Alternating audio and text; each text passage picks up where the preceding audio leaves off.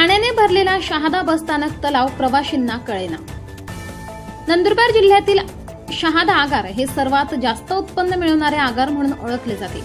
त्या अनुषंगाने दररोज शहादा आगारात लालपरीने ये-जा करणाऱ्या प्रवाशांची संख्या ही मोठ्या प्रमाणात असते। नुकताच शहादा तालुका अवकाळी पावसाचे आगमन झाल्याने शहादा बसस्थानकाला तलावाचे स्वरूप आले असून बसमध्ये चढण्यासाठी व उतरण्यासाठी प्रवाशांना मोठी कसरत करावी लागते। आगारात एवढे पाणी तुंबले आहे की वाहकांनाही कळत नाही की बस कुठे लावावी।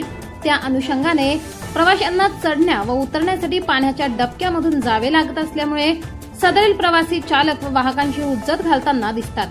आगारात साचलेल्या डब्यामुळे लहान बालक व वयोवृद्ध प्रवाशांना चढ उतर करताना इजा होण्याची शक्यता नाकारता येत नाही। यामुळे काही प्रवासी खासगी वाहनाद्वारे प्रवास करण्याला पसंती देत आहेत। आगारात तलावाचे स्वरूप आले असून चौकडे घाणीचे साम्राज्य झालेले सामान्य जनतेला उघड उघड दिसत आहे। पण नेहमीच चर्चेत राहणारे आगार प्रमुखांना का दिसत नाही असा प्रश्न सामान्य प्रवाशांना पडतोय। बस स्थानकात साचलेल्या डबक्यांची तात्काळ उपाययोजना करावी अशी मागणी जोर धरू लागली आहे। न्यूज 18 महाराष्ट्रासाठी विश्राम मावची, शहादा।